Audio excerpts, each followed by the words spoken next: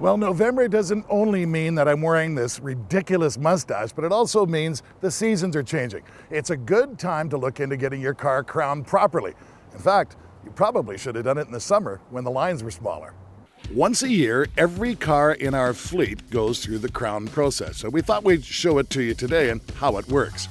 When you arrive at the Krown store, the first thing they do, they wash the car. Once you've had a thorough car wash, it's easier to examine all the surfaces on the car and making sure that you're addressing everything that needs to be addressed, at least according to the Krown process.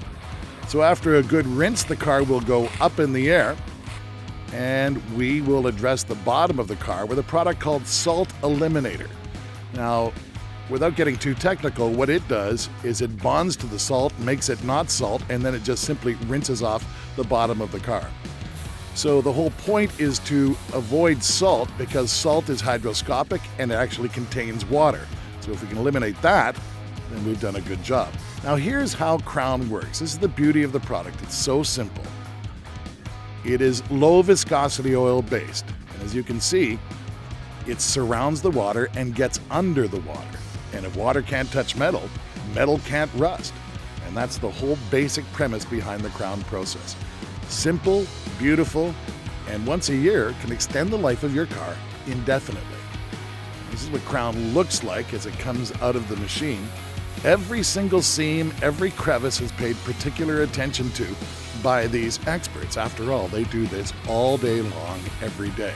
And they're passionate about it. You go a long way to find a Krown dealer who's not passionate about what he does.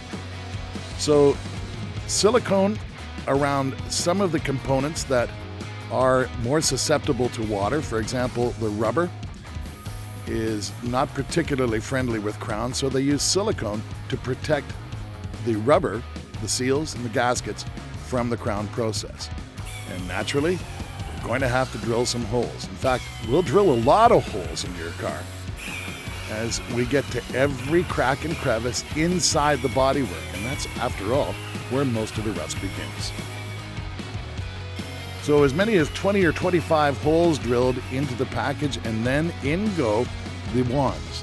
These look like tortured screwdrivers, but as you can see, every one of them is designed to get all the way in, for example, this door panel, and spray thoroughly throughout the car.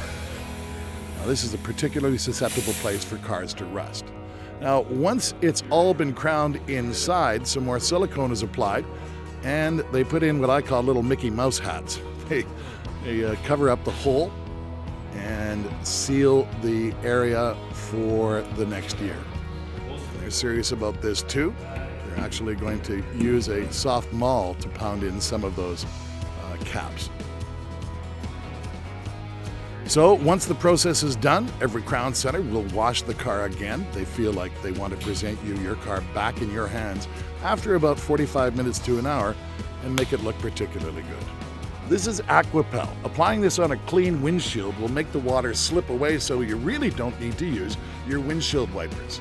It takes about 5 minutes to do, and I think it's interesting that the Krown guys use newspaper to clean off the windscreen. Apparently there's very little that's much better. And that's the Krown process. When we come back, we're off to Salt Lake City, Utah for a Dodge Viper Cup race, the kind of which has never been seen before.